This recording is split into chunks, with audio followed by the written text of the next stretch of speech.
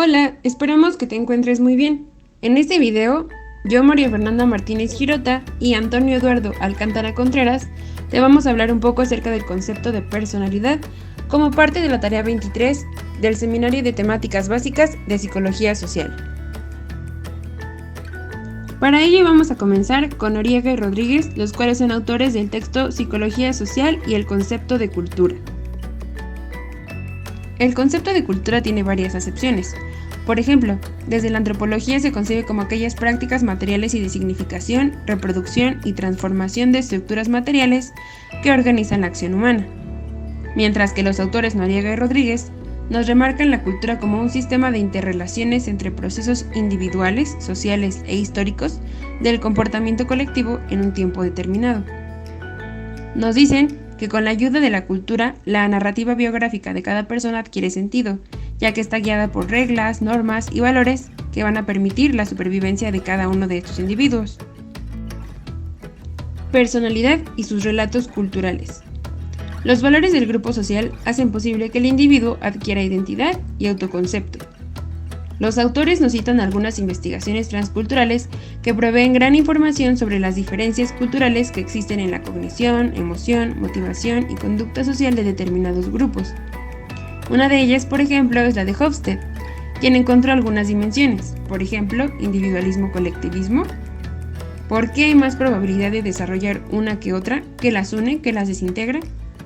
También encuentra algunos tipos de individualismo y tipos de colectivismo.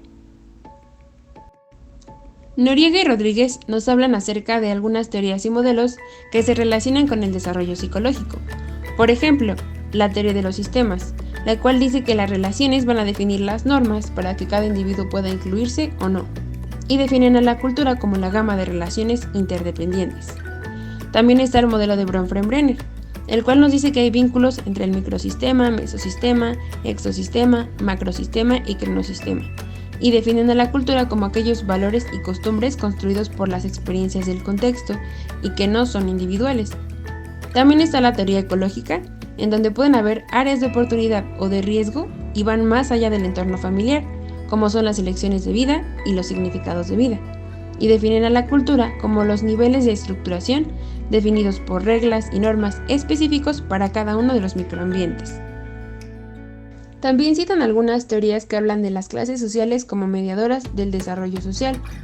Por ejemplo, la teoría ecológica cultural de Ogbu, que nos dice que la competencia de un individuo es definida por su contexto cultural e histórico en el cual se desarrolla, por condiciones específicas, barreras, educación, pobreza, y definen a la cultura como la integración al grupo étnico que está relacionado con la autoestima y el plan de vida. También algunas teorías actuales de resiliencia que nos mencionan que hay factores protectores contra el trauma por guerra, enfermedad, migración, hambre, como lo son la autoestima, identidad con el grupo y el plan de vida, y definen a la cultura como la manera de entender procesos de transformación personal, ritos y mitos que nos dan contexto. También está la teoría de la diferenciación cultural, la cual nos dice que hay niveles de ingreso y condiciones de vida que van a determinar los procesos de socialización entre colectivos, y estudia condiciones de vida específicas. La cultura permite suponer una dimensión de lo social que estructura un colectivo de acuerdo con sus dinámicas y la evolución de sus indicadores sociales, qué tan pobre o qué tan rico se es. Construcción social de la identidad social.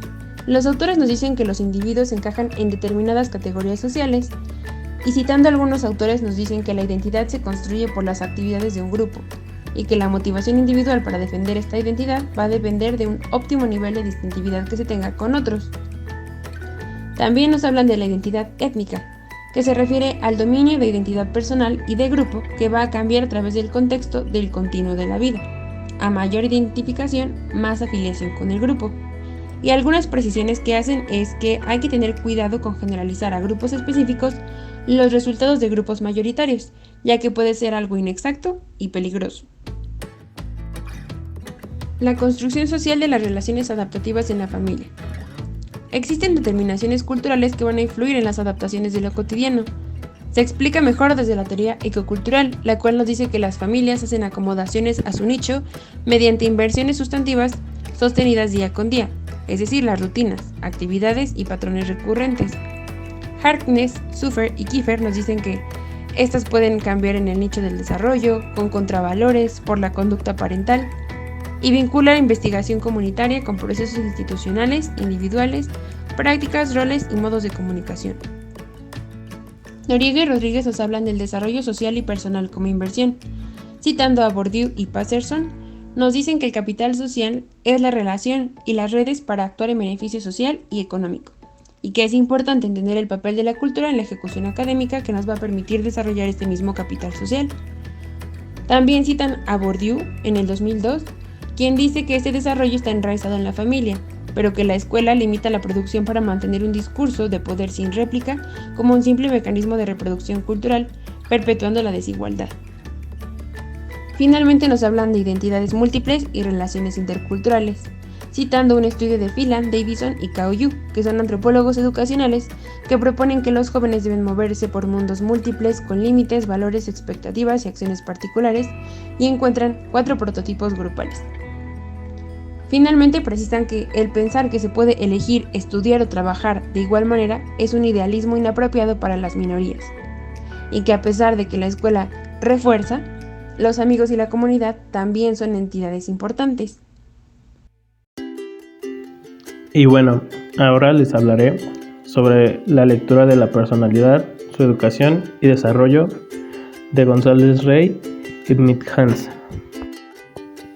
Los autores comienzan describiendo cómo se observa la personalidad desde varios modelos psicológicos, comenzando con el psicoanálisis y cómo se basa en el yo, ello y superyo y en la teoría de Freud.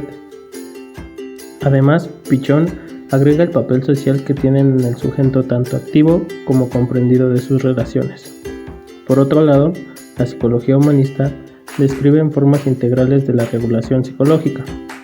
Maslow describe al hombre autorrealizado para regir su conducta, mientras que Alford analiza al hombre con personalidad madura, y Carl Rogers se centra en el self o el yo para describir la personalidad.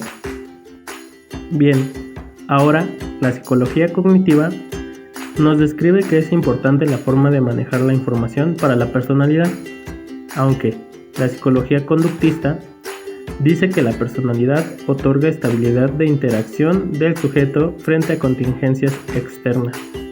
Para seguir avanzando, es importante describir cómo se percibe el sujeto dentro de la psicología. El sujeto expresa activamente su personalidad ante situaciones cotidianas, mientras que la personalidad se constituye por una configuración sistémica de contenidos y operaciones reguladoras. Así, el hombre se apoya en su personalidad para ejercer esta, transformándola a través de decisiones y comportamientos. El sujeto individual expresa la personalidad por operaciones psicológicas, su vínculo con influencias externas y su propia actividad, mientras que el sujeto social lo sintetiza y a través de su personalidad refleja sus interacciones con su medio. Así podemos decir que el sujeto es un mediador activo de todas las influencias del medio, que percibe, realiza o interviene, determinando así la personalidad. Para continuar, dentro de los distintos niveles de construcción teórica, en el estudio de la personalidad, el mayor problema es identificar a esta como una unidad estable con contenidos concretos.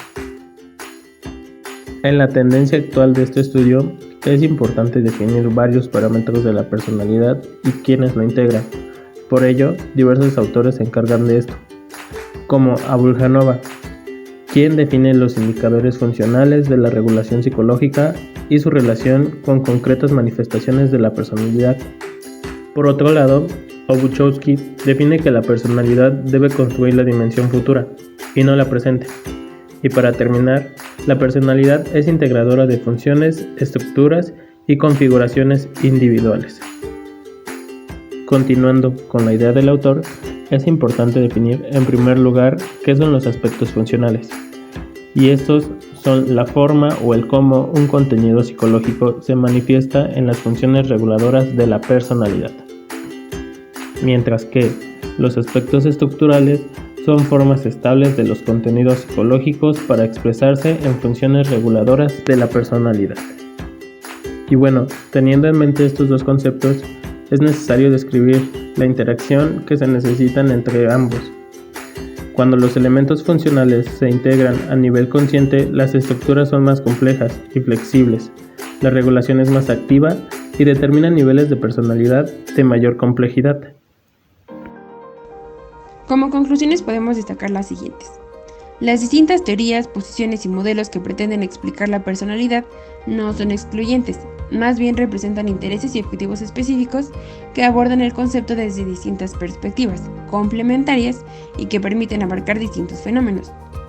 Por ejemplo, desde una perspectiva transcultural, el colectivismo-individualismo contiene los conceptos de mayor explicación, mientras que desde la inversión del capital humano se habla del desarrollo limitado por su contexto educativo, y de Bronfenbrenner podemos hablar de la transición entre sistemas.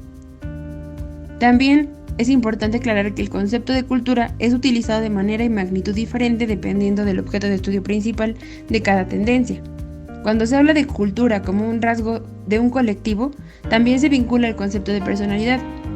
No son independientes, sino mutuamente interdependientes, ya que el individuo crea y es creado por la cultura, por medio de reglas, normas, tradiciones, identidad, oportunidades, riesgos, protección, etc. Y por ende juega un papel muy importante para explicar los cambios de las conductas específicas, no solamente de colectivos y entre colectivos, sino de individuos y entre individuos. Como conclusión de la personalidad, la educación y su desarrollo, podemos decir que González Rey nos describe que la interacción entre los aspectos funcionales y de contenido es recíproca. También que la manifestación de elementos estructurales depende de las particularidades generales de la personalidad, y así define la personalidad como un momento de organización de la subjetividad individual que funciona como un sistema autoorganizador de la experiencia histórica del sujeto en concreto. Gracias por su atención. Esperamos que este breve video les haya ayudado a conocer un poco más sobre las distintas concepciones, relaciones y significados de la personalidad. Hasta luego.